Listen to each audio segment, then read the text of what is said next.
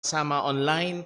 And bago ho tayo dumako sa ating mga announcements and reminders, nais mo nating i-welcome ang ilang mga panauhin ho natin. Una ay gusto nating i-welcome po ang mag-asawa na si Kuya Rolando at Sister Ava Ibit. Welcome po sa Jesus Christ Baptist Church. Purihin po ang Panginoon. Taga-Katmon, na-imbitahan nila Brother Dave. Purihin po ang Panginoon. Salamat ho sa inyong presensya. Sana hindi ito yung una't huli, kundi una't simula na tayo makapagsama-sama sa biyaya ho ng Panginoon. And then meron pa rin ho tayo ilang mga bagong kasama, pero salamat sa Diyos sa bawat isang naririto.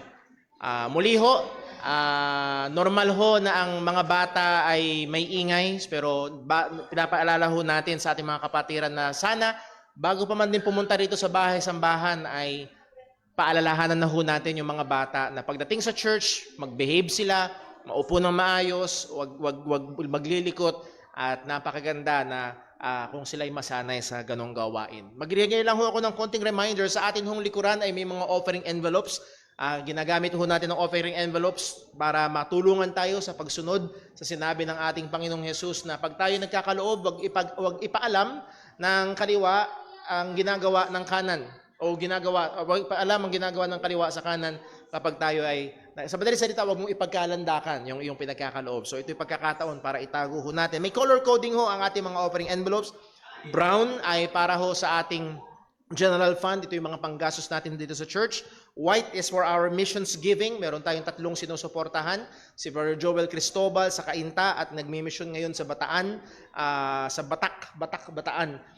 And then si Brother Lester Abelia sa La Union, and then si Brother Cunard Aviva sa Thailand. So 3 ho yung ating sinusuportahan. Yun hong green envelopes natin ay yung ating project offering. Yung mga pumapasok dito, yun yung pinangtutustos natin sa mga project sa ating church. At ngayon ho mga kapatid, kaya ko ho special na binanggit ho ito, parating na ho ang ating youth conference sa November 27. At gusto ko kayong i-encourage na i-utilize natin yung ating green envelopes. At yung mga papasok mula ngayong October hanggang sa last Sunday ng November bago yung ating youth conference ng November 27 ay gagamitin ho sa panggastos dahil hindi ho maliit yung halaga na ginagamit para ho sa youth conference. Mag-host tayo ng around 100-120 na mga kabataan.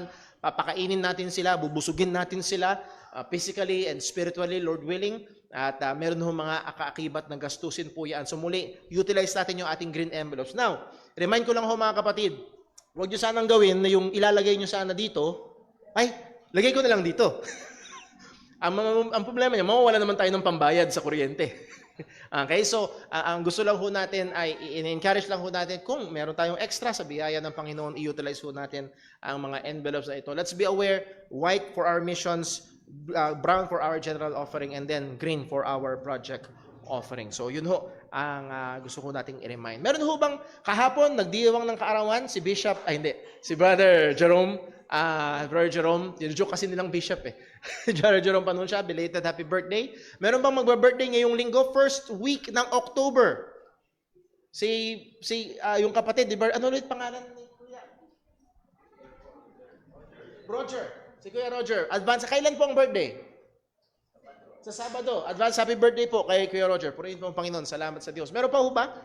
Magbe-birthday ngayong linggo? Wala na? Okay, so meron lang isa. So advance happy birthday po Kuya Roger. So pag-pray ho natin ang ating mga gawain. Muli, ang ating hong nakakasa na gawain ho ay ito nga hong sa youth conference. And speaking of youth conference, ang ating hong kapatid na si Brother Daryl ay nag-post sa ating mga GC patungkol sa pag-order ng mga libreng babasahin na ipamimigay natin sa youth conference. 2 months ago, libre yun. Deliver lang ng FedEx dito. Libre. Ngayon, may bayad na yung kinukuha na sa post office at nagbabayad ng 112. Ngayon, kung sakali man na ginawa nyo ho yun nga lang, wala kayong pambayad doon para sa post office, let us know, dahil yun ho ay para sa ministry ng church. So, usually kasi libre ngayon, meron ng bayad. Hindi ko alam doon sa iba, pero dito at least, meron tayo ilang mga kapatiran ay nakuha na ho yun. At ako rin, nagbayad na rin. So, nawa ho, ito ho ay patuloy nating gawin at magiging blessing ho sa atin hong mga kabataan. Muli, November 27, Youth Conference. Holiday po yun. Kung kayo ho ay available, please come here. Kahit hindi ho kayo young people, para makatulong tayo sa pagsaserve, makatulong tayo sa paglilinis, pag-asikaso sa kanila, at maging maayos na at mabuting host tayo, host church, sa ating darating na youth conference. Mamayang hapon ay may practice ang mga kabataan. So young people, kung maaari, remain, dito na kayo mag-lunch dito sa church. Bro, wala akong baong pagkain. Okay lang yan. Okay lang yan. Kahit wala kang baong pagkain, huwag mo namang gawin linggo-linggo. Okay? Ito lang linggo na to. Wala kang baong pagkain para makasama ka sa practice ay meron namang inihanda. May nakahanda naman. At hindi namin hahayaan na kayo ay magutom. So muli ho, pag-pray natin ang mga gawain natin, suportahan natin, at nawa ho ay ito'y patuloy na makapagluwalhati sa Panginoon. Ngayon sa dali ho ito, dumako ho tayo sa ating gawain ng pagsamba, at sa paghahanda sa pagsamba, magkaroon tayo ng sandali ng tahimik at personal na panalangin. Hingin natin ng tulong, gabay at pagsiyasat ng Panginoon upang tayo maging handa sa pagsamba sa Kanya. Manalangin po tayo.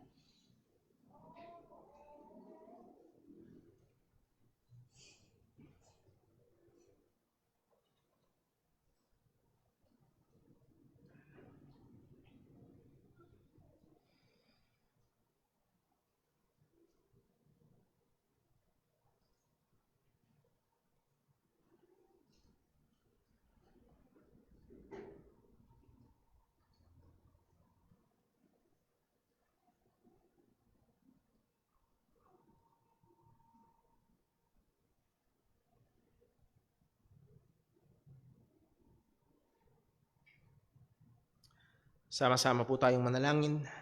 O naming Diyos, aming Ama sa langit, aming pinupuri, niluluwalhati ang iyong pangalan. Ikaw na lumalang ng lahat ng bagay at patuloy na nagsusustento sa iyong mga nilikha, lalo na sa amin, O Diyos, na nagbibigay ng buhay. Panginoon, salamat. Nakakamangha ang iyong kabutihan. Lalo na, O Diyos, na aming inaamin ng katotohanan na hindi kami karapat-dapat. Lahat kami ay pawang nagkasala laban sa iyo. Pero, O Diyos, hindi mo lamang kami kinahabagan, ang iyong biyaya ay sumagana, na ibinigay mo ang iyong bugtong na anak upang siyang maging pampalubag loob para sa aming mga kasalanan. O Panginoon, tulungan mo kami. Tulungan mo kami, O Diyos, na tunay na patuloy pang malaman, patuloy pang maunawaan kung gaano kalaki, kung gaano kalalim, kung gaano kataas, gaano kadakila ang kaligtasan na iyong ginawa sa pamamagitan ng aming Panginoong Hesus. Na kaming mga patay sa kasalanan ay binuhay mo at nilagay mo at nilapit mo sa aming Panginoong Hesukristo. At lahat ng papuri ay sa iyo lamang. At ngayon sa daling ito, O Diyos, sa aming pagtitipon upang ikaw ay sambahin. Nawa ang lahat ng aming gagawin ay maging mabangong samyo sa iyong harapan. Sa aming panalangin, sa aming pagbabasa ng iyong salita, sa aming pagkakaloob, at gayon din sa pangangaral, O Diyos, ng iyong katotohanan. Nawa ang lahat ng ito ay mauwi sa kapurihan ng iyong pangalan. Lord, salamat sa dakilang kaligtasan.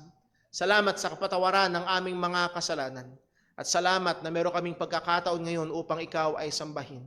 Gabayan, tulungan, ingatan mo kami. Gayon din, Panginoon, aming inaalala sa iyo ang aming mga kapatiran na may iba't ibang mga dalahin, mga suliranin, mga karamdaman. Panginoon, gamitin mo ang mga ito upang lalo kaming hubugin sa wangis ni Kristo at upang kaming lalo pa kaming ilapit sa iyo. Patawad, O Diyos, sa aming mga pagkakasala. Wala kaming pwedeng itago sa iyo. Ultimo ang laman ng aming puso't isipan ay hayag sa iyong harapan. At anuman na taliwas sa iyong kalooban, Panginoon, patawarin mo kami. At lahat ng ito ay aming inihiling sa ngalan ng aming Panginoong Hesukristo. Amen. Tayo po basta yung lahat at tayo po ay umawit sa Panginoon.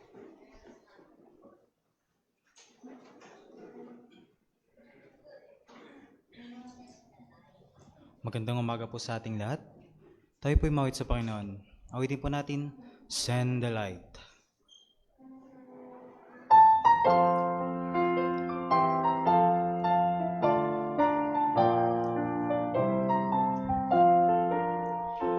Here's a call comes swinging o'er the restless wave.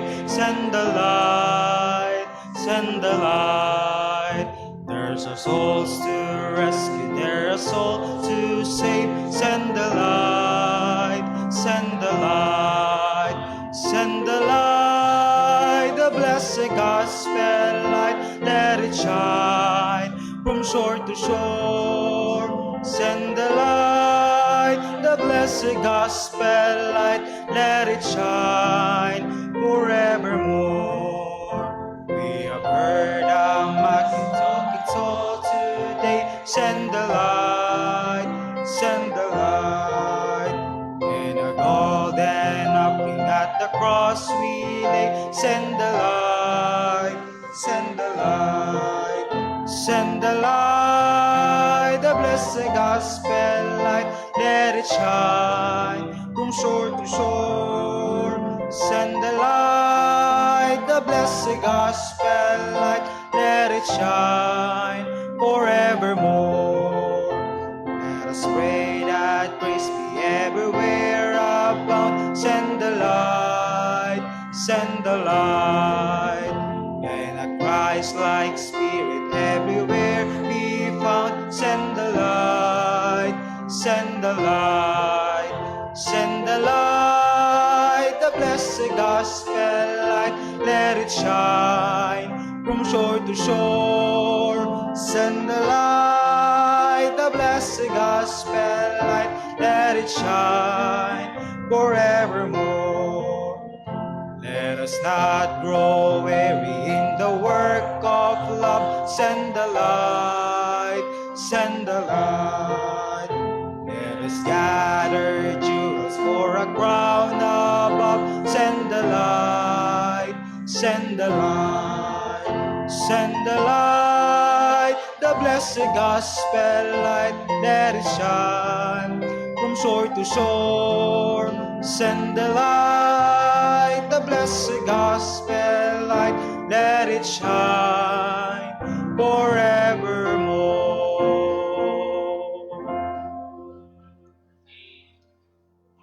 Manatili po tayong nakatayo para po sa pagbasa ng salita ng Diyos.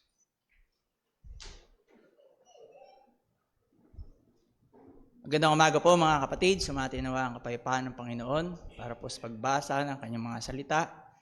Sa umagang ito, magmumula po sa aklat ng Hebreo, Kapitulo 11, talatang 39 at Kapitulo 12, talatang 2. Sabay-sabay po nating basahin.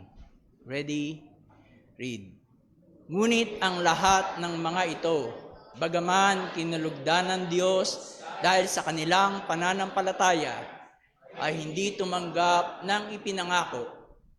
Dahil may mga inihandang mas magandang ang Diyos para sa atin, upang huwag silang gawing sakdal, malibang kasama tayo. Kaya nga, dahil napapalibutan tayo ng ganoon karaming mga saksi, iwaksin natin ang bawat bagay na mapapabigat sa atin at ang kasalanang mahigit pumipigil sa atin, at takbuhin nating may pagtitiyaga ang takbuhing inilagay sa ating harapan. Ituon natin kay Jesus ang ating paningin, sa Kanya na nagtatag at nagpasakdal ng ating pananampalataya, dahil sa kagalakang inilagay sa Kaniyang harapan ay tiniis Niya ang krus.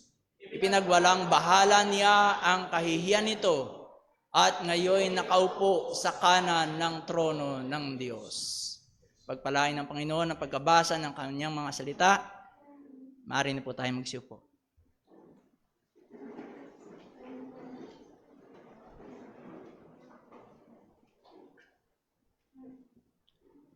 Muli po tayong umawit sa Panginoon.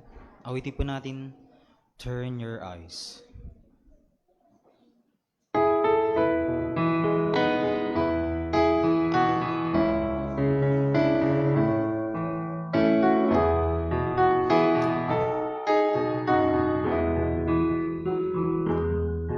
Oh soul, are you weary and troubled?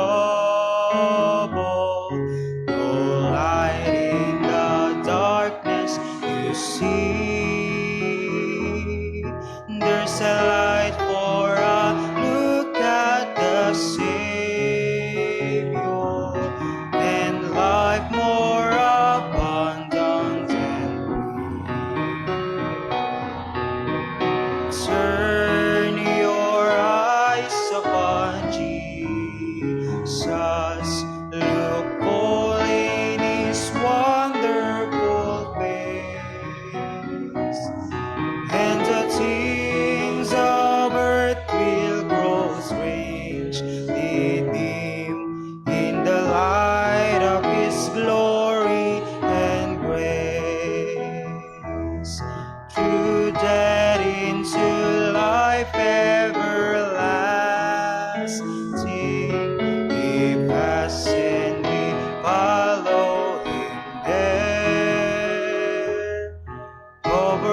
sin no more had dominion.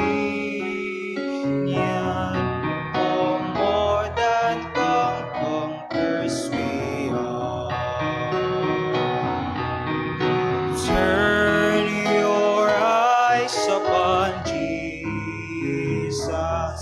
Look full in His wonderful face, and the things of earth will grow strange. Lead Him in the light of His glory and grace. His word shall not fail you, He promised. Believe Him and all will be well. And go to a world that is dying, His perfect salvation to turn your eyes upon Jesus. Look full in His wonderful face, and the things of earth will grow strange. Lead Him in the light of His glory and praise.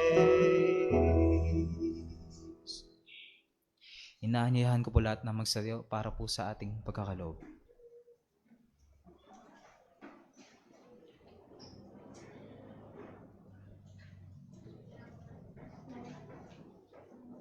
Para po sa ating pagkakaloob, basahin po natin ating Bible passage. Mula po yan sa 2 Corinthians chapter 9, verses 6 to 8.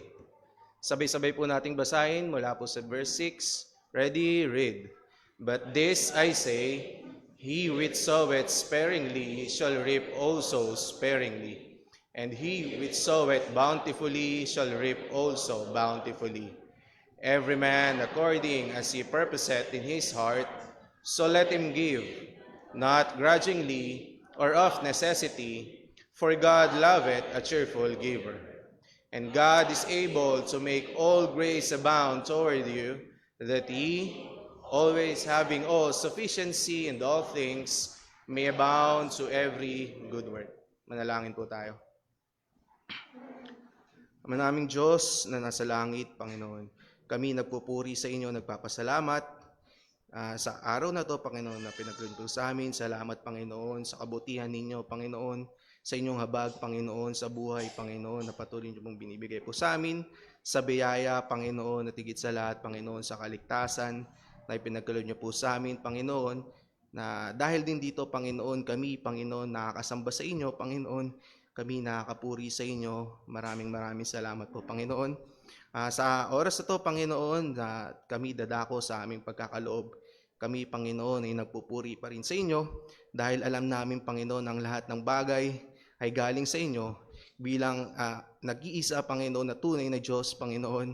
Alam po namin, Panginoon, ang lahat ng ito na aming nararanasan, na aming natatanggap, ay dahil lamang, Panginoon, sa inyong kabutihan, Panginoon. Purihin po kayo, Panginoon. Maraming salamat po. Dalangin ko, Panginoon, na ang aming malilikong, Panginoon, na pera, Panginoon, may gamit pa, Panginoon, upang sa ikalalaganap, ikalalawak pa po ng inyong kaharian, Panginoon. At nawa, Panginoon, tulungan nyo nga po, Panginoon, at linisin, Panginoon, ang puso at isipan na bawat isa sa tamang, Panginoon, dahilan kung bakit kami, Panginoon, nagbibigay. Hindi dahil kami, Panginoon, ay may pangailangan o kami, Panginoon, ay may gustong makuha, Panginoon, kundi naway maintindihan namin, Panginoon, na ang lahat ng bagay, Panginoon, na galing sa inyo. At sa pamamagitan nito, Panginoon, ay maipapakita namin sa inyo aming pasasalamat, Panginoon, aming pagpupuri, Panginoon, sa inyo. Maraming salamat, Panginoon, at maging sa susunod ng Panginoon na aming pong mga gagawin sa pakikinig na inyong mga salita, Panginoon, nawa. Tulungan nyo nga po, Panginoon, ang aming tagapagsalita, Panginoon. Bigyan nyo, Panginoon, po siya ng katalinuhan, Panginoon, ng kalakasan, Panginoon, upang ma-deliver, Panginoon, maibigay, Panginoon, sa amin ang katotohanan, Panginoon, na gusto niyo pong may parating po sa amin. Nawa, Panginoon, kayong maitaas, Panginoon, kayong maluwalhati, Panginoon. Sa lahat, Panginoon, Nawa ay magligtas po kayo, Panginoon. Dalangin din po, Panginoon, namin sa aming Panginoon, mga makikinig, Panginoon, gawin niyo rin po, Panginoon, handa aming puso't isipan, Panginoon. Handa, Panginoon, na kami, Panginoon, ay inyong maitama, Panginoon, sa inyong mga turo, Panginoon, sa inyong mga katotohanan. Makita po namin, Panginoon, na kayo, Panginoon, na aming kailangan, Panginoon, na kami, Panginoon, punong-puno ng karumihan, Panginoon, na kayo, na Diyos na banal lamang po, Panginoon, ang kailangan po namin, Panginoon. Nawa, Panginoon, sa buong araw, Panginoon, kayo patuloy naming maluwalhati, Panginoon, mapurihan, Panginoon, mapasalamatan. Ito aming dalangin sa tanging pangalan ng Panginoon Jesus. Amen.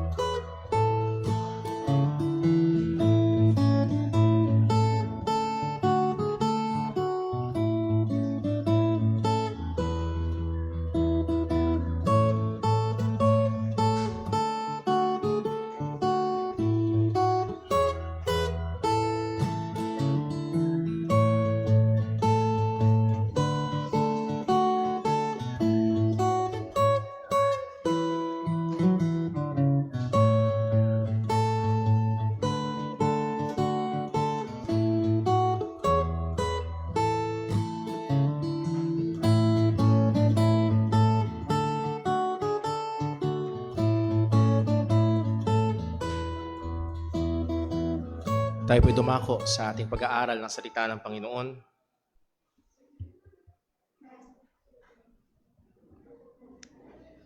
And before we start, nais ko hilingan ng bawat isa na tayo muna ay muling manalangin. Let us pray. Ang naming Diyos, aming Ama sa langit, kailangan namin ng iyong biyaya. Kailangan namin ng iyong katotohanan. Kailangan namin ikaw, O Diyos. Tulungan mo kami, Panginoon, sapagkat tunay malakas ang hatak ng mundo. Malakas ang epekto ng kasalanang nakatahan sa amin. At ang dyablo ay parang leon na patuloy na umaaligid at umaatungal. Kailangan namin ng iyong biyaya. Kailangan namin ng matibay na tungtungan. Kailangan namin ng liwanag. At nawa, O Diyos, pagpalain mo sa daling ito ng pag-aaral ng iyong salita. Na itong matibay na bato, maliwanag na ilaw, at pagkain ng aming mga kaluluwa. Muli, O Diyos, kahabagan mo po ang iyong lingkod. Kahabagan mo po ang iyong mga mananampalataya.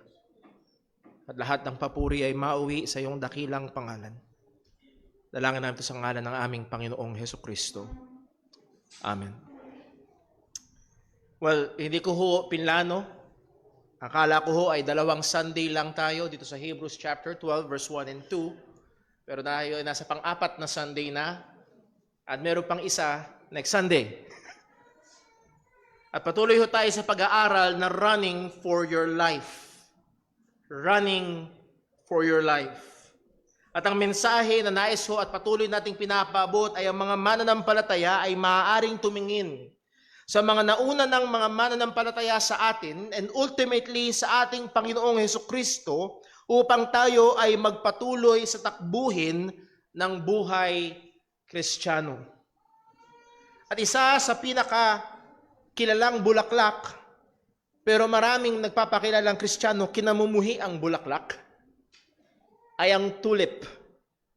At ang tulip ay ginamit bilang acronym sa forma ng teolohiya na tinatawag na Doctrines of Grace. At maaaring yung ilan ho sa inyo ay pamilyar dito. T for total depravity, U for unconditional election, L for limited atonement or better, definite atonement, I for irresistible grace, or mas magandang tawagin, effectual call. And then letter P is the perseverance of the saints. Ang mga tunay na mananampalataya ay nagpapatuloy sa kanilang pananampalataya sa pamamagitan ng biyaya ng Diyos hanggang sila'y makarating sa kanilang final salvation. Hanggang sa pagkaranas nila ng kabuuan ng kaligtasan. At sad to say, ang doktrinang ito ay maliwanag sa Biblia pero madalas na may misinterpret. Na tila baga, nagtuturo daw ito ng kaligtasan ay nakasalalay sa pagpapatuloy at hindi nakasalalay kay Kristo.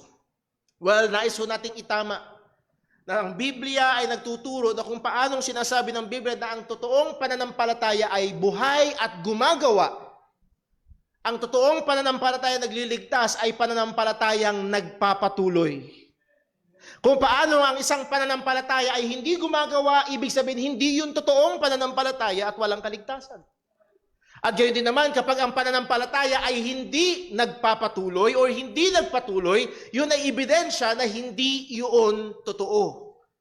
And don't take my word for it, mga kapatid. Yun mismo ang sinabi ni Apostol Pablo. Sa 1 Corinthians chapter 15 verse 1, ang sabi niya, "Moreover, brethren, I declare unto you the gospel which I preached unto you, which also ye have received, and wherein ye stand." Aking dinideklara, inuulit ko sa inyo ang ebanghelyo. Verse 2, "By which," that is by the gospel, "also ye are saved, if ye keep in memory." Again, an unfortunate translation. Read the Greek, wala doon ang salitang memory. Hindi dapat ka sa ulo lang ang ebanghelyo. Ang pinakapunto niya, if you hold fast, if you keep fast, if you are steadfast to that which I preached unto you. That means, kung kayo'y magpapatuloy sa ebanghelyo na ipinangaral ko. Pero sabi ni Pablo, unless you have believed in vain.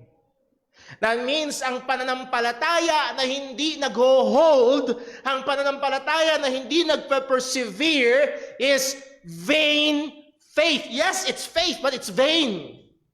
Walang laman. Hindi totoo. So pag dumating ang isang araw, wag naman sana mangyari, pero dumating ang isang araw, makita nyo si Brother Paul mismo ay wala na sa pagiging Kristiyano, tumalikod na at nagkumberte na sa ibang hidwang pananampalataya. Wag niyong sabihin, ay, si Brother Paul, dating Kristiyano. No, si Brother Paul hindi talaga naging Kristiyano. Dahil ang totoong pananampalataya ay nagpapatuloy. At ito ang sinasabi ng writer ng Hebrews. Magpatuloy kayo. Huwag kayong tatalikod, huwag na kayong bumalik doon sa pag-o-offer sa templo, huwag na kayong bumalik diyan sa mga nakaugalian at nakagisnan at mga nakaraan. Dumating na ang Mesiyas. Huwag nyo nang iwan ang pananampalataya kay Kristo. Kaya nga ang sabi niya sa Hebrews chapter 10 verse 23, "Let us hold fast the profession of our faith without wavering." Sa verse 35, ang sabi niya, Hebrews 10:35, "Cast not away therefore your confidence." Sa chapter 10 verse 38, "Now the just shall live by faith." The just shall live by faith. Pero ang sabi ng salita ng Diyos, "But if any man draw back, if any man will not persevere, if any man will turn back," ang sabi mismo ng Diyos, "My soul shall have no pleasure in him." Verse 39, "But we," yung mga tunay na mananampalataya, "are not of them who draw back unto perdition, but of them that believed to the saving of the soul." So yes, they that endure to the end shall be saved. Dahil ang totoong mananampalataya ay nagpapatuloy hanggang sa dulo.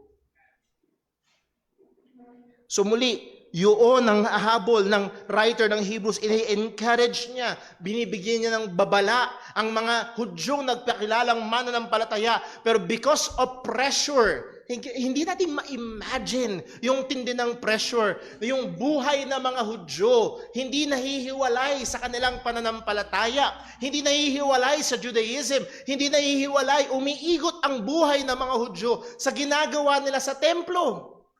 Laging nahandoon. So, para sa isang naging Kristiyanong Hudyo, iiwanan niya lahat ng yun. At gayon din, nahandoon ang persecution ng mga nakapaligid sa kanila. Pagdating sa chapter 11, as we have studied, nandito ang record ng mga witnesses, mga testimonies, mga evidences ng mga tao ng Diyos na nag-persevere by faith. Bigyan na natin ng pansin. Sa Hebrews chapter 11, verse 40, ang sabi, God having provided some better thing for us. Binasa natin yan kanina. Binigyan tayo ng Diyos ng mas mabuting bagay. Ano yung mas mabuting bagay na yon? Si Kristo, si Jesus ay dumating na. Yung mga tao sa lumang tipan, yes, they lived by faith, they persevered in faith, pero meron tayong lamang. Si Abraham, hindi siya nakaranas ng looking unto Jesus. Kasi hindi pa dumating si Jesus. Si David, hindi niya naranasan yung looking unto Jesus kasi hindi pa dumating si Jesus. Pero sa ating mga mananampalataya, what better, what something na napakaganda na binigay ng Diyos na higit sa meron sino man sa mga nasa lumang tipan, we can look unto Jesus to persevere sa ating pananampalataya bilang mga Kristiyano. So balikan natin yung mga napag-aralan natin. Una, the witnesses around us. The witnesses around us. Verse 1, wherefore seeing we also are compassed about with so great a cloud of witnesses. At yung mga witnesses na ito ay hindi nakapalibot at nanonood sa atin. Ang mga witnesses na ito, tayo ang nakatingin sa kanila. Sa kanila na mga nabuhay sa pananampalataya. Let us name some.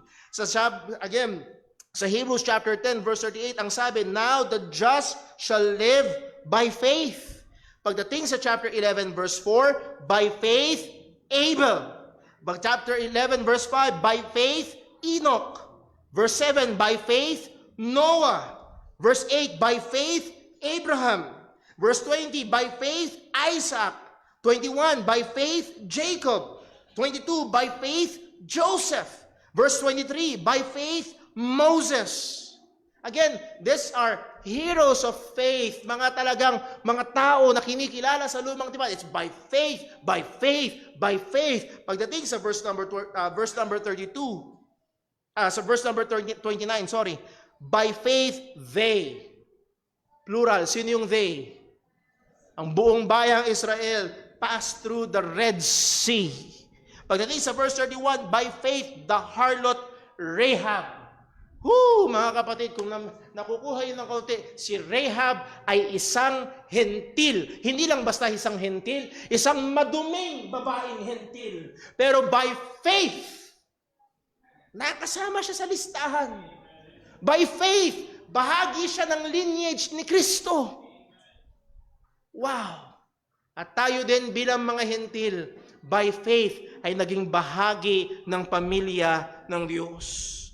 Pagdating sa verse number 32, ang sabi, what shall I more say, for the time would fail me to tell of Gideon, of Barak, of Samson, of Jephthah, of David also, and Samuel, and the prophets. Sabi niya, wala nang time. Hindi ko na pwedeng enumerate lahat. Verse 33, who through what?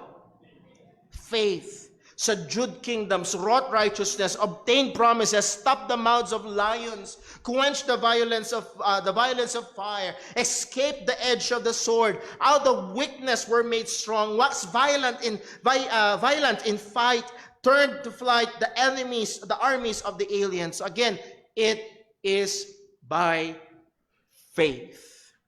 Sa mga nagtatanong paano naligtas ang mga tao sa lumang tipan, it's not by works.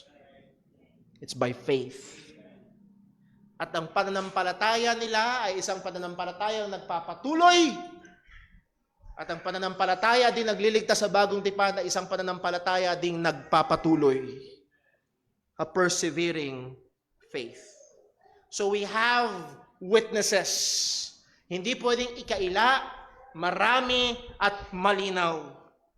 We have in the Bible, what we have in the Bible is by faith alone. As we have studied kanina sa ating Sunday school, it's not by religion, it's not by sacraments, it's not by law-keeping, it's not by good works, it's by faith alone in Christ alone. Now, because of this truth, dahil maraming patotoo, ngayon ano ang tangi at pwedeng gawin ng isang tunay na mananampalataya ay magpatuloy sa takbuhin. Pero sa kanyang pagpapatuloy, meron siyang dapat paghahanda na kailangang gawin. So una, the witnesses around us. Ngayon naman, the preparation in us. The preparation in us. Ang sabi sa verse 1, muli, wherefore seeing we also are compassed about with so great a cloud of witnesses, let us lay aside every weight and the sin which does so easily beset us. Last Sunday, dito tayo natapos, dun sa every weight. Nang utos sa atin ng Diyos na dapat ialisin natin, i-cast off natin, i-put away natin, i-unburden natin. Let us lay aside every weight. Ano mang pabigat, ano mang nakakahadlang sa ating pagtakbo. And this not necessarily mean na mga masasamang mga bagay sa kanilang sarili, pero mga bagay na maaaring nakakahadlang sa ating pagtakbo bilang mga mananampalataya. At ginamit natin example si Moses. Sa chapter 11 verse 24, kung inyo naalala, last Sunday, pinag-aralan natin, by faith, Moses, when he was come to years, what? Refused to be called the son of Pharaoh's daughter. Merong nirefuse si Moses. At hindi maliit yung nirefuse niya, hindi magaang yung nirefuse niya, malaki at mabigat yung tinanggihan ni Moses. Anong tinanggihan niya? Yung siya ay kilalanin na apo ni Parao. Biruin mo yun, apo ka ng presidente, apo ka ng hari, pero ito ay nirefuse ni Moses. At ito yung binhiram nating larawan bilang mga Kristiyano na nasa takbuhin ng pananampalataya. There are things that we must refuse. May mga bagay tayong dapat tanggihan. Not necessarily masama. Pero alam ho natin, muli nagbigay tayo ng maraming halimbawa last Sunday. Pero yung mga bagay na alam natin na nagpapabigat sa ating buhay bilang mga mananampalataya, kung kaya't ang ating usad sa pananampalataya ay napakabagal. Tignan natin, suriin natin yung ating mga sarili. Ano ba sa buhay ko? Yung paggamit natin ng ating oras, yung paggamit natin ng ating mga resources, saan natin inilalagay? Saan tayo nabibisi sa maraming panahon? At hindi lamang merong nirefuse si Moses, meron din siyang pinili. Meron siyang tinanggihan at meron siyang kinuha. Anong kinuha niya? Verse 25, choosing rather to suffer affliction for the people of God than to enjoy the pleasures of sin for a season. Pinili niya ang hirap kaysa sarap. Pinili niya yung delikado kaysa napakadali. Pinili niya yung ayaw ng maraming tao kaysa doon sa ginugusto ng maraming tao. At mga kapatid, mga kaibigan, kung hindi tayo kung tayo ay magiging honest, sasabihin natin, pambihira, parang hirap nun ah. Pipiliin mo yung mahirap? Tatanggihan mo yung masarap? Tatanggihan mo yung patuloy at pinaglalawayan ng mundong ito? Well, paano mangyayari yun? And we gave the only solution. Esteeming, verse 26, esteeming the reproach of Christ greater riches than the treasures in Egypt. Dahil merong tinuring, Moses esteemed, that means itinuring niya, tinignan niya, ibinilang niya as greater riches yung paghihirap para kay Kristo kaysa sa mga kayamanan sa Ehipto. Mga kapatid, ito ang matinding bigat. Listen, ito ang matinding bigat. Yung mga bagay na tinuturing natin na napakahalaga sa mundong ito. At kung di tayo magiging maingat, nagiging mas mahalaga kaysa kay Kristo. Maaaring trabaho, maaaring pag-aaral, maaaring pera. O mga kapatid, walang masama sa pamilya, pero kung mas mahal mo ang iyong pamilya, mas mahal mo ang iyong asawa, mas mahal mo ang iyong mga anak, kung sabi ni Jesus, hindi ka karapat-dapat sa Kanya. Pero narito, only true, everlasting, and greater riches can win us from the fake, short-lived, and minuscule dirt that this world offers. Tanging yung tunay, walang hanggan at mga mas dakilang kayamanan na masusumpungan kay Kristo Jesus lamang ang tanging makapag-aalis sa atin mula sa mga peke, panumantalian at napakaliliit na putik at basura ng sanlibutan. Mga kapatid, pag hindi tayo tumingin kay Kristo, maaakit tayo sa mga palamuti ng sanlibutan. At kukunin natin ang kukunin hanggang sa huli, magiging napaka-bigat. Itong mga pabigat na ito ay pwedeng maging kahit ano. At particularly sa mga Hudyo na kausap ng writer ng Hebrews, it may be, ito ay maging acceptable sa kanilang komunidad. Muli, kung ikaw ay Hudyo at nanampalataya ka kay Jesus, magiging outcast ka. Naalala niyo yung pag-aaral natin together with Brother Daryl sa Book of Acts? Kung ikaw ay Hudyo, nanampalataya ka kay Kristo, pwede kang hulihin.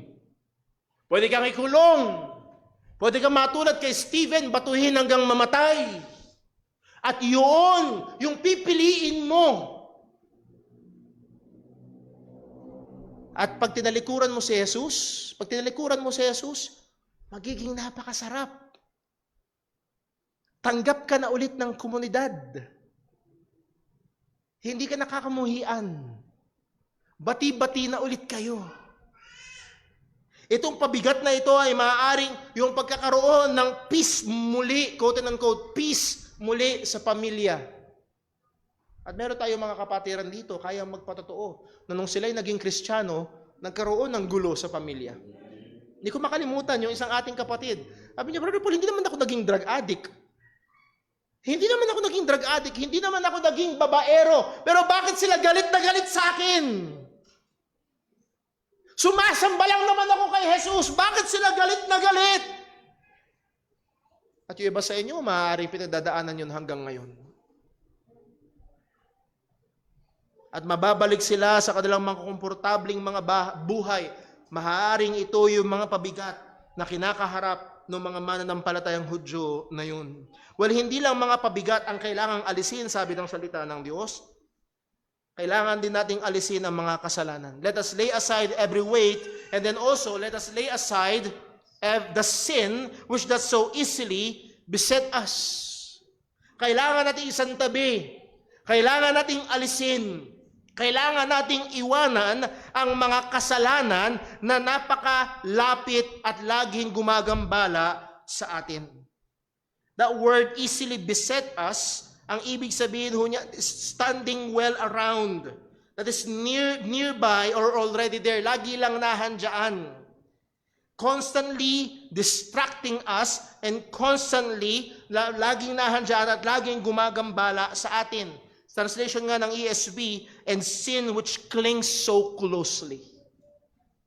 Yung kasalanan na laging nakakapit, yung kasalanan na laging nandyan, yung kasalanan na laging nagpapahirap at nagpapabigat ng iyong buhay, pananampalataya.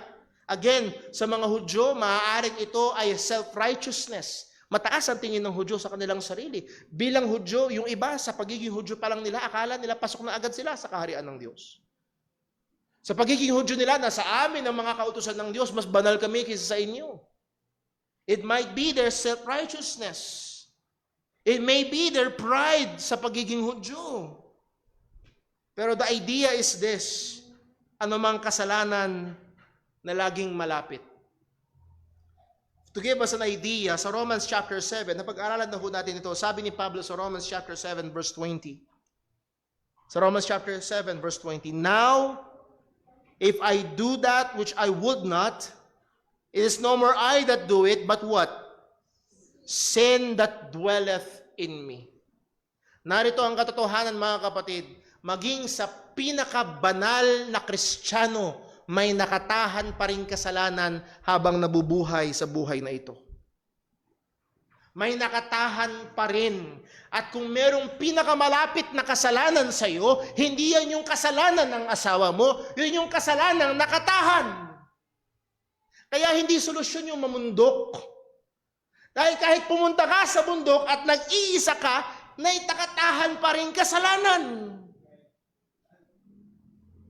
Kaya nga ang sabi ni Pablo sa verse 21, I find then a law or a principle that when, listen, this is the Apostle Paul. And we can take comfort na maging itong kinikilalang dambuhala ng pananampalatayang Kristiyano na si Apostol Pablo ay sasabihin ng bagay ito, I find then a law that when I will do good, pag gusto kong gumawa ng mabuti, pag gusto kong maglingkod sa Diyos, evil is present with me. O mga kapatid, hindi ko kailangang lumayo kahit si Brother Paul sa likuran ng pulpitong ito. May mga pagkakataon na nangangaral ako para sa kaluwalhatian ng Diyos, but at the same time, evil is present with me. Gusto mong dalhin ang mga tao na purihin ang Diyos, but at the same time, meron something na gustong kumuha ng papuri. Purihin niyo ako, mahusay ako, magaling ako. Gusto mong maglingkod, gusto mong magpuri, but evil is present. May nakatahang kasalanan. It might be different sa bawat isa sa atin. Pero ito yung kasalanan na laging nariyaan. Walang iniwan yan sa... Ano yung minsan naglalakad kayo sa mall tapos merong makulit na nag-aalok ng credit card. Ayaw kang iwan. Nakaka-100 metro ka na, nakasunod pa rin sa'yo. Laging nandyan. Kapag hindi ka maingat, baka madapa ka, baka matisod ka. Yun yung picture, laging nandyan yung kasalanan. Habang tumatakbo ka, laging nandyan. Kinukulit ka, hindi ka tinitigilan. It is always present. Anong sabi ng salita ng Diyos na kailangan natin gawin?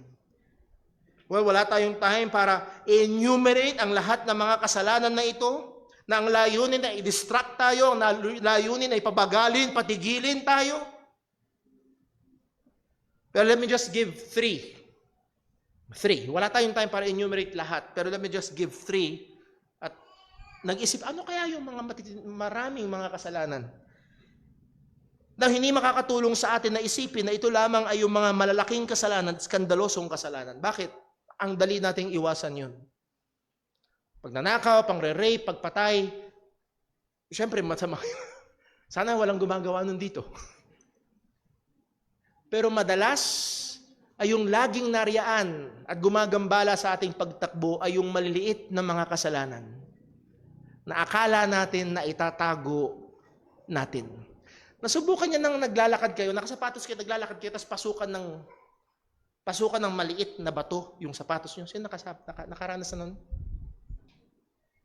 Ay, kahit ang liit ng bato, kahit anong lakad ang gawin mo, sinusubukan mo, punta man lang sana sa gilid. Nakakagambala sa paglakad mo. Let me just name 3. 1, pride. Kayabangan. At sinabi na ng madalas ng aking ama dito, walang taong walang yabang. Merong ubod ng yabang, pero walang taong walang yabang. Merong sobra. Ang sabi ng Proverbs 6 verse 16, these 6 things that the Lord hate, yea, 7 are an abomination unto Him. At una sa listahan ng kinamumuhian ng Diyos, a proud look. Mataas ang tingin sa sarili, big shot ang tingin sa sarili. Mula sa pinakamaliit hanggang sa pinakabanal na mananampalataya, ang kasalanan ng kayabangan ay laging present danger. Hindi ko maalala kung sinong author ang nagsabi, kung ang mga umaakyat sa poste ng Meralco, ang anong hazard ng trabaho nila? Electrocution. Sa mga tumatayo sa likuran ng pulpito, ang madalas na occupational hazard, pride. Madaling maging mayabang. And sad to say, itong kayabangan ay madaling itago. Kagaya niyang sinabi ng isang theologian, ang kayabangan ay maaaring magpanggap na pagpapakumbaba. Madali lang. Sinabi siya, uy Brad, ang galing mo. Sa bibig mo, praise the Lord, praise the Lord. Pero sa tenga mo, sige pa, purihin mo pa ako, praise me, praise me. Kayabangan. Number 2, isa pang kasalanan na maaari at madalas nagpapabigat ay ang kasalanan ng anxiety. Anxiety. Sa isang mundo na punong-puno ng mga kabagabagan, na simpleng lagnat, listen, simpleng lagnat lang ngayon nakakatakot. Makakabatid, hindi nyo ho alam, may kaklase yung pamangkin ng misis ko, 2 araw lang nilagnat yung bata, patay. Tapos pagkatapos sa ilang linggo, nilagnat yung anak namin. Ang laki ng tendency na ikaw ay mabalisa. Pero ang utos ng Diyos sa atin sa Philippians chapter 4 verse 6, be careful for nothing. It means do not be anxious for anything. Huwag tayong mabalisa sa kahit anumang bagay. Now, hindi tayo tinatawag nito to be careless sa ating pamumuhay. Ang anxiety ay ito, na napakalaki ng tingin mo sa problema na hindi mo nakikita ang Diyos. Puro problema, puro problema, puro problema. Napakalaki ng problema at napakaliit ng Diyos sa iyong paningin. Kaya, mamaya sa pag-aaral natin, mamayang hapon sa Book of Psalms, makikita natin yung kakaibahan. Sa Book of Psalms, maraming problema. Ilang beses sinasabi ni Haring David, Lord, nasa libingan na ako. Konti na lang, sasama na ako sa mga abo. Gano'ng katinding problema yun? Pero ang pagkakaiba sa Book of Psalms, lagi pa ring tumatawag at umaasa sa Diyos. Pero sa anxiety, ikaw ay natatabunan at wala ka na nakikita kung hindi yung problema. At ang sabi ng salita ng Panginoon, ang anxiety, ang sabi ng salita, ang sabi mismo ni Jesus sa kanyang mga alagad, O ye of little faith. Ito ay kakulangan ng pananampalataya. Baka mamaya meron ho dito, nagsusumikap kang tumakbo pero bigat na bigat ka. Dahil dito. Number 3,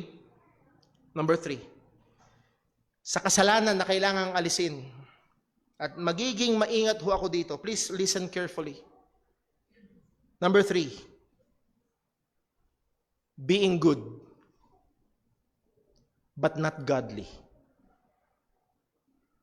Being good, but not godly. Anong ibig sabihin, Brother Paul? The greatest command is not to be good. Ako niyo ho?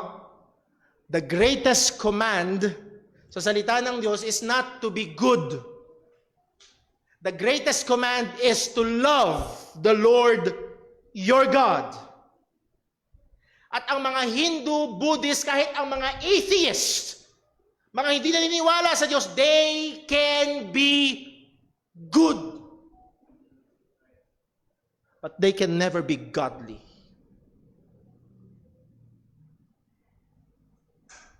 At kung hindi tayo mag-iingat, mga kapatid, pagdating pa lang ng Lunes, naghahanda ka pa lang papasok ng trabaho o pagdating mo sa trabaho sa eskwelahan, you strive to be good, but not godly. Anong sabi ng salita ng Panginoon? Whether therefore you eat, or drink, or whatsoever you do, do all to the glory of God. So ang puntirya ng mananampalataya is not just to be good. Mga estudyante, don't just be a good student. Be a godly student. Malaki ang pagkakaiba. Yung isa, mataas ang grade, hanggang doon lang. Yung isa, masipag sa pag-aaral sa kaluwalhatian ng Diyos.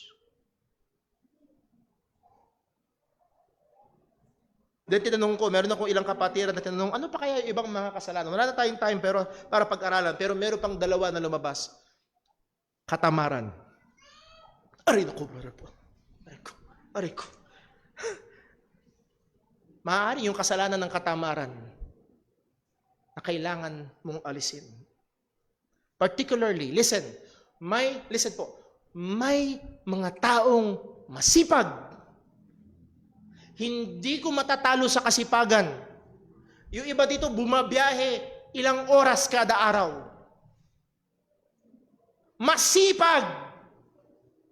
Pero pagdating sa mga bagay sa Diyos, lobat lagi. So hindi yung katamaran na yun ang ibig ko sabihin. Katamaran sa mga bagay patungkol sa Panginoon. Panglima, materialism. Materialism, pagiging materialistiko. Na baka mamaya nakumbinsi na tayo ng mundong ito na mag-ipon ng kayamanan dito sa mundo at hindi sa langit. Baka mamaya nakumbinsi na tayo ng mundong ito na huwag tumingin sa itaas kung nasaan si Kristo, kundi tumingin na lang dito sa lupa at yun na lang ang pinakamahalaga at ibinibigay natin ang ating buong buhay, buong lakas at lahat ng resources natin para lang dito. So maaaring ilan ito sa mga kasalanan na kailangan nating alisin. Ano daw ang dapat nating gawin? Lay aside every sin. Whatever sin that is, na laging nariyaan at laging gumagambala sa iyong pagtakbo, kailangan daw alisin. Paano natin ito aalisin? 1, by repentance.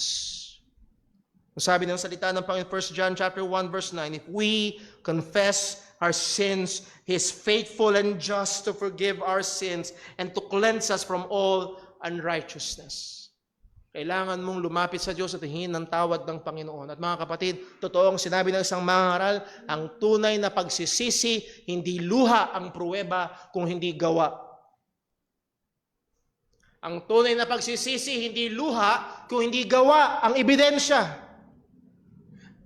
Sabi mong tunay na nagsisi pag merong nagbago sa kanyang buhay. Repentance. And then hindi lamang repentance, pangalawa, mortification. Pagpatay sa kasalanan. Ang sabi ng Romans chapter 8 verse 13, for if we live after the flesh, ye shall die. But if ye through the Spirit do mortify, kill the deeds, the sinful deeds of the body, ye shall live. Paano mo ililay aside ang mga kasalanan na ito? Hindi pwedeng, alis ka dyan. Hindi ganun. Titingin ka sa Panginoon at magsisisi ka at makikipaglaban ka sa kasalanan na yun. So again, that's the preparation in us. Laying aside every weight and the sin which does so easily beset us. Number 3, the instruction for us. The instruction for us. Basahin natin muli ang verse number 1. Anong instruction? Wherefore, seeing we also are compassed about with so great a cloud of witnesses, let us lay aside every weight and the sin which does so easily beset us, and let us run with patience the race that is set before us. Let us run. That word run is verb present active. Nang mas tamang translation, let us keep running. Keep running. Nagsimula ka na, nung ikaw ay nanampalataya kay Kristo, keep running the race. Huwag kang titigil, huwag kang hihinto, huwag kang tatalikod. Keep running. Kaya nga ang sabi, muli, nabasa natin kanina sa Hebrews 10:23, let us hold fast the profession of our faith. Verse 35, cast not away therefore your confidence. Ang tono pat magpatuloy ka, keep on running. In what way? With patience. Let us run the race with patience. Dahil ang takbuhin na ating tinatakbo ay hindi ho 100 or 200 meter dash. It's a marathon. Kamakailan, napakinggan ko si John MacArthur na before pala siya ay naging runner din. Ang kanyang laging takbuhin ay 100 and 200 meter dash. Sa 400, hindi siya komportable. Ayaw niya ng 400. Pero minsan daw may nangyari na hindi naging available yung tatakbo, siya ang pinatakbo. Hindi sa 400, sa 800. Ano nangyari? Pagtunog ng baril, takbo si John MacArthur. Sa first 500 meters, sabi niya, iniwan ko sila. Pero paglagpas ng 500 meters, iniwan nila ako. Bakit? Iba yung matagalang takbo. You need to pace yourself. At ang sabi dito, as we run the race, this marathon of the Christian life, we must run it with patience. That means consistency, endurance, steadfastness, perseverance. Kailangan natin ng pagpapagal. Kailangan natin ng pagtitiis. Kailangan natin ng pagtitimpi sa ating pagtakbo sa buhay Kristiyano. At ano yun ang tinatakbo natin? Let us run the race. Yung Greek word ng race is the Greek word agon. At ang Greek word na agon, ang ibig sabihin is a place or assembly na kung saan madalas doon sila nagkikita para maglaro. Doon sila naglalaro. O isa pang ibig sabihin ng word na agon is to generally, it means to struggle, contest, or to engage in a battle. At dito galing yung word na agony.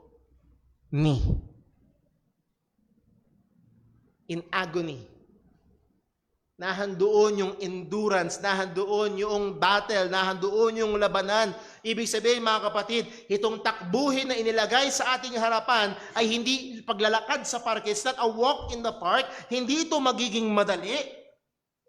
Nahandyan ang nakatahang kasalanan, nahandyan ang sanlibutan na ayaw sa atin, at nahandyan ang jablong umiikot na tila leon. At ang sinasabi ng salita ng Diyos, endure, persevere, run with patience, sapagkat hindi madali. Huwag mo isipin na para ka nakasakay sa escalator. Subukan sumakay sa escalator. Sino nakasakay na sa escalator? Sino hindi pa? Kailangan mo ba ng effort? At ang buhay Kristiyano ay hindi parang escalator na uusad ka lang. You need to exert effort to run. Now, mahirap. Sobrang hirap. Pero gusto kong bigyan tayo ng pag-asa. Ang sabi ng salita ng Panginoon, to run the race, to run with patience, the race that is what? Set before us. That word set before us, prokimai, that is to be placed before us. It is in a passive tense. That means hindi tayo ang doer. Merong naglagay. Merong naglagay sa harapan natin ng takbuhin. Question, listen, mga kapatid, sino ang naglagay? Sino naglagay ng takbuhin sa harapan ng mga mananampalataya? Walang iba kung hindi ang Panginoon.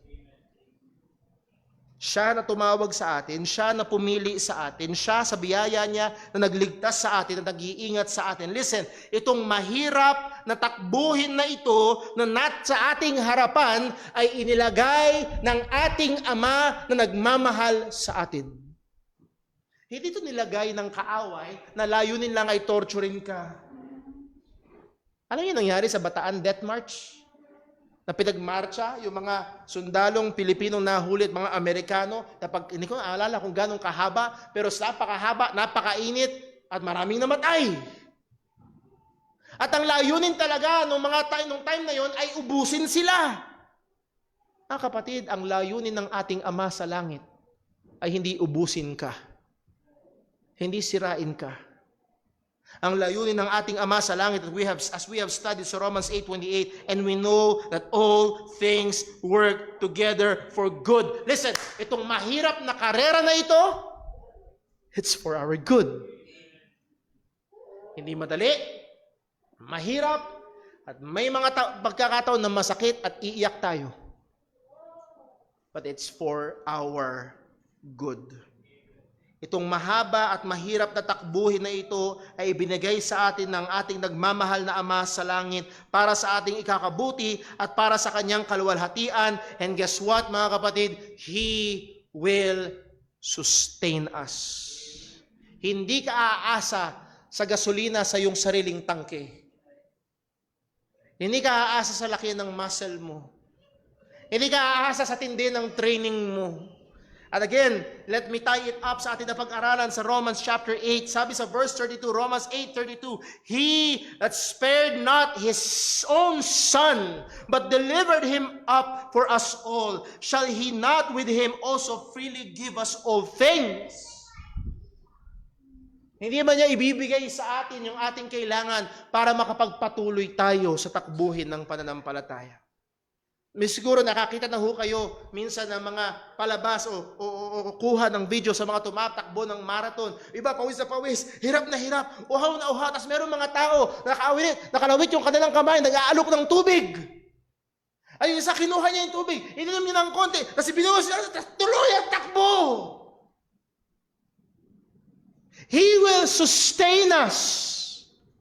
Kaya hindi pwedeng tatalikod. Ano yun? Pumalya ang Diyos na isustain yung pananampalatayang ibinigay niya?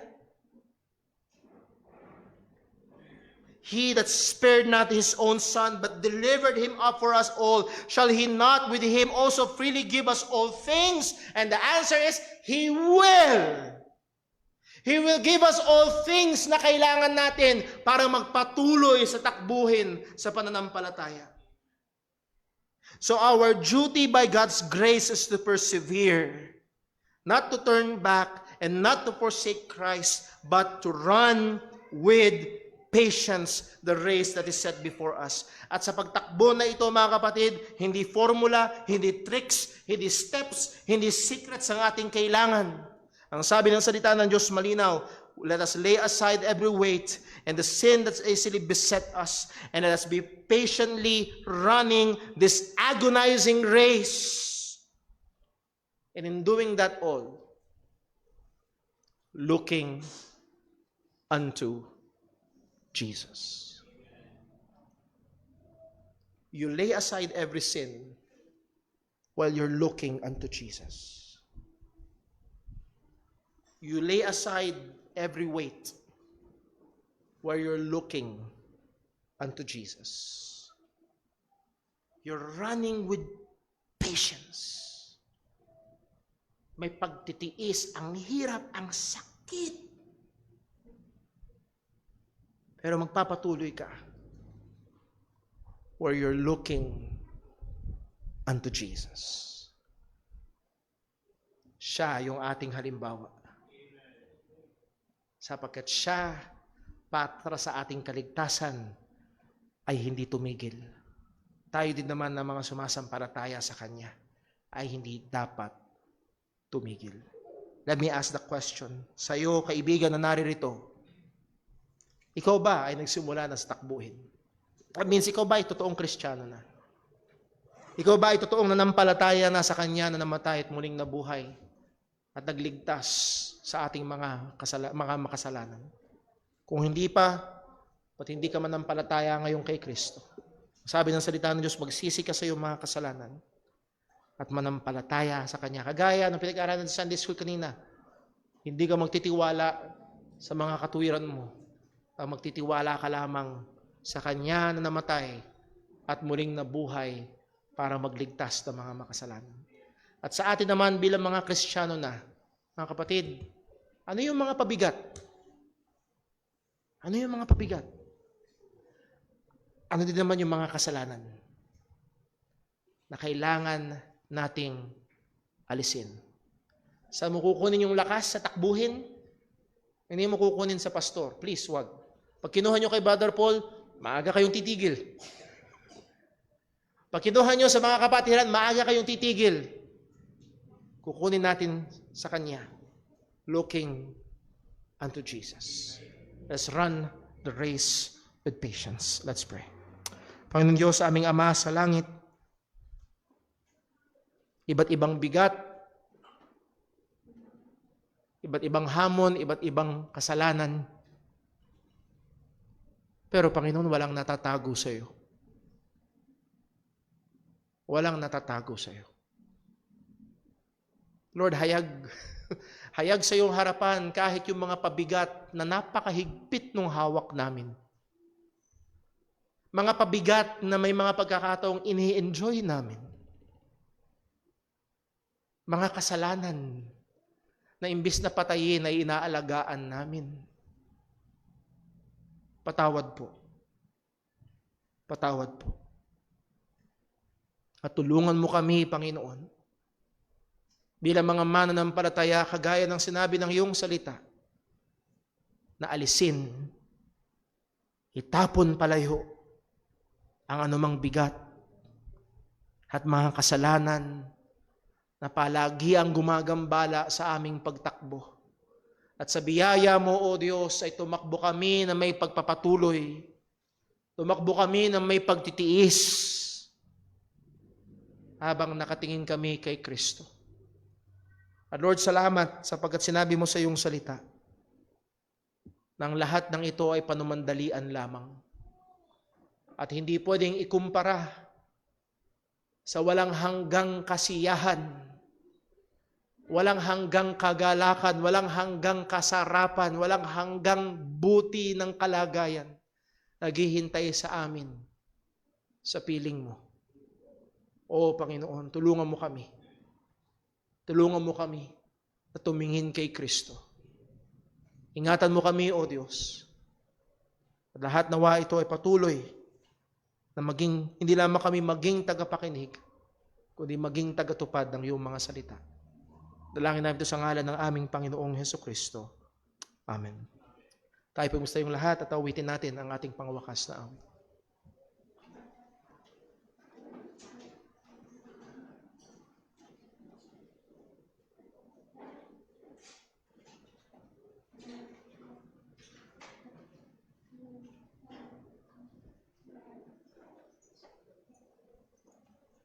Pasensya na ho. Upo muna po tayong lahat. Ako ho ang nagkamali. Dadako ho muna tayo sa atin hong pag-oobserba ng banal na hapunan. At nais kong hilingan yung ating mga deacon, si Brother Totoy. Nakita ko kanina si Brother Junjun. Nandiyan ba si Brother Junjun? Si Brother Alex. And then, nawala si Brother Junjun ho ba yun? Ayun, dito po sa harapan. Siguro si Brother Daryl. Para tayo ho ay tulungan sa ating pag-userba ng Lord's Supper. Nais ko lang ho mabilis na ipaliwanag ang pag-oobserba ho ng Lord's Supper dito sa JCBC at tinatawag ho naming guarded communion. Ibig sabihin ay hindi lahat ng gusto ay pwede. Ito ho ay binabantayan ho namin sapagkat merong pagbabantay ang salita ng Panginoon. Ayan yung basahin ko ho sa 1 Corinthians chapter 11, sa verse number 27, ang sabi, "Kaya't kung ang sino mang kumain ng tinapay o uminom sa saro ng Panginoon na di nararapat, ay magkakasala sa katawan at dugo ng Panginoon." So maaaring mangyari na pag kumuha ka ng tinapay at ng juice mula dito, ay nagkakasala ka pa kung hindi ka nararapat. Paanong paraan hindi nararapat? Una, kung hindi ka tunay na mananampalataya. Kung hindi ka tunay na mananampalataya, that means hindi ka totoong bahagi ng katawan ng ating Panginoong Kristo, wala kang basihan para makibahagi dito. So kung alam mo sa iyong sarili na hindi ka tunay na mananampalataya, please, huwag. Pangalawa, kung ikaw ay namumuhay sa kasalanan, maaaring Kristiyano ka na pero sa kasalukuyang buhay mo sa pananampalataya, ikaw ay nahandoon sa paglasuway sa kalooban ng Panginoon. At isa sa mga kalooban ng Diyos, kauna-unahan sa mga sumampalataya kay Kristo ay pagsunod sa tubig ng bautismo. O ikaw ay Kristiyano na, ngunit hindi ka pa sumusunod sa tubig ng bautismo, kapatid, dahil kitang paalalahanan, huwag ka munang makibahagi dito, kundi una mong kailangan gawin ay sumunod sa tubig ng bautismo. Okay, Brother Paul, ako ay Kristiyano na, ako ay sumunod na sa tubig ng bautismo, pero may problema ako sa buhay ko. Kagaya ng pinag-aralan natin kanina, laging may kasalanan. Laging may kasalanan.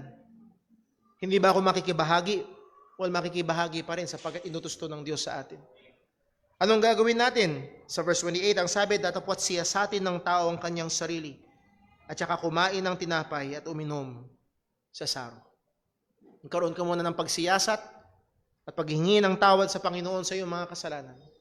At kapatid, itutusan tayo ng Diyos na makibahagi sa gawain na ito ng banal na hapunan. Para ho dito, magkaroon tayo ng sandali ng personal at tahimik na pananalangin, hingin natin ang pagsiyasat ng Diyos sa atin at paghahanda sa pakibahagi sa banal na hapunan na ito. Manalangin po tayo.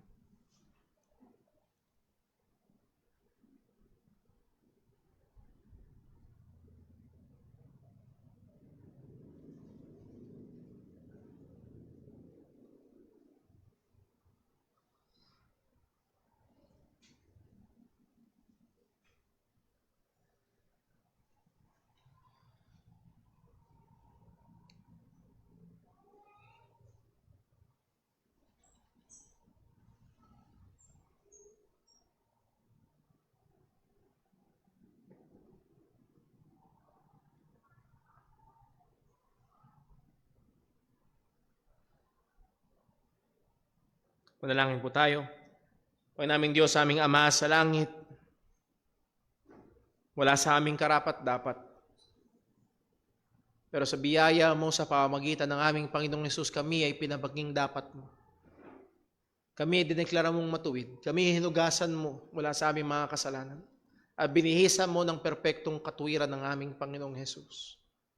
At ngayon sa daling ito, Panginoon, aming gaganapin ang pag-alaala sa pamamagitan ng tinapay at katas ng ubas, ay aalalahanin namin ang aming Panginoong Hesus na nabayubay sa krus ng Kalbaryo, na binugbog, hinagupit dahil sa aming mga kasalanan, at tumigis ang kanyang dugo para bayaran ang aming mga pagsalansang.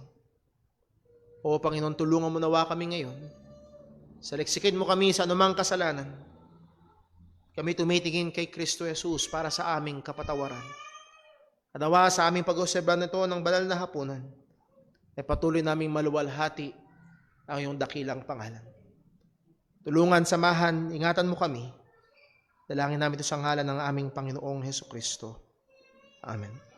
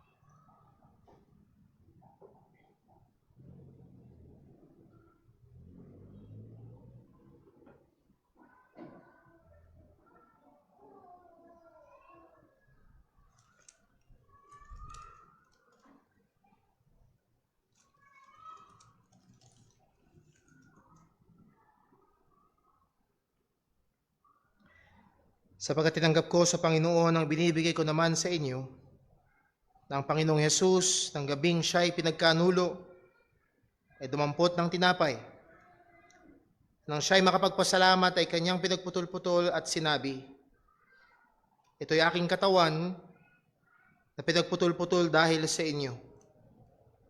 Gawin niyo ito sa pag-ala-ala sa akin. Kainin po natin.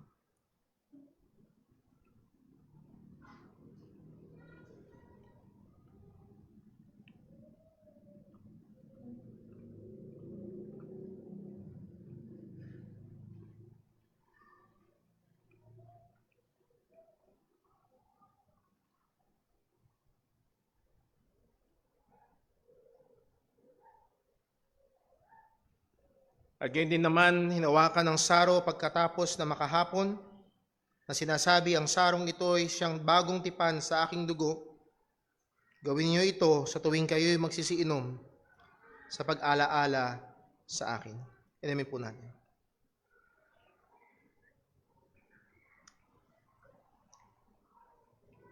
Sapagkat sa tuwing kanin ninyo ang tinapay na ito at inumin ninyo ang saro, ay inihahayag ninyo ang pagkamatay ng Panginoon hanggang sa dumating siya.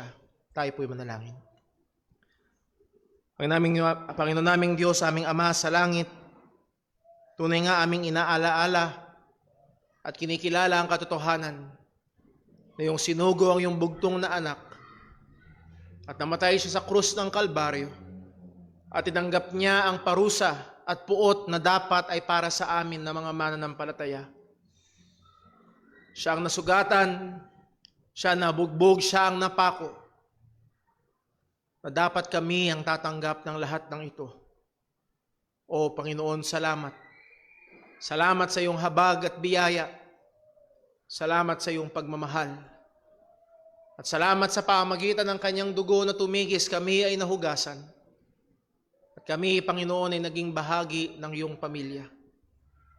Nawa, Panginoon, tulungan mo kami na habang kami nabubuhay sa mundong ito, na sa aming pang-araw-araw na buhay, ay maipakita nga namin ang pananampalataya kay Kristo. Na masumpungan mo kami na naghihintay sa kanyang muling pagbabalik.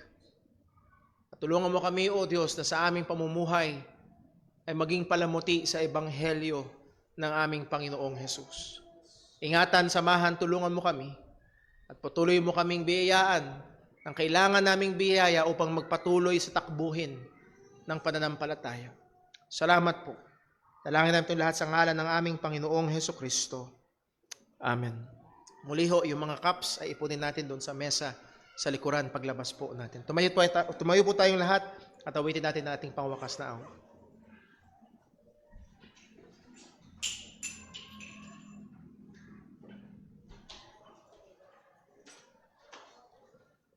Tayo po'y mawit sa Panginoon. Awitin po natin, Faith is the victory.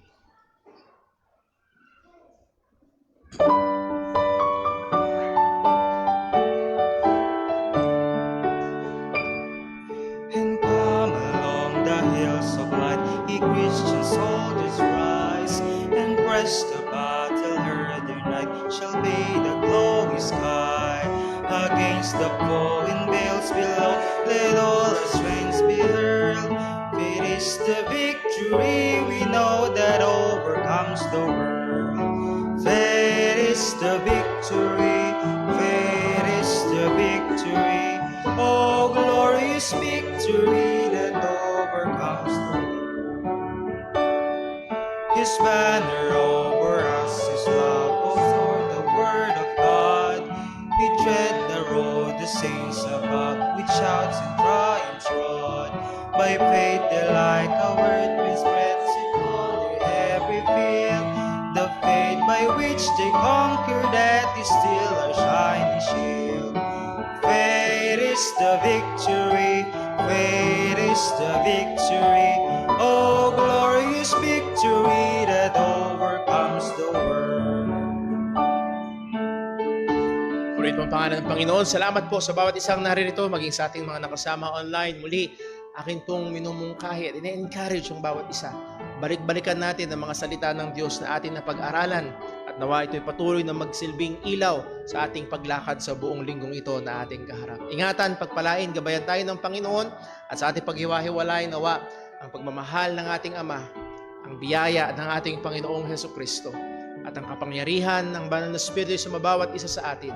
Patuloy tayong maging maalat na asin at maliwanag na ilaw saan man tayo tinawag ng Panginoon. God bless po, magandang tanghali. Dito ho nagtatapos ang ating gawain. Reminder ho, 2:00 ang ating pangalawang gawain. And then pagkatapos nun, may practice ho.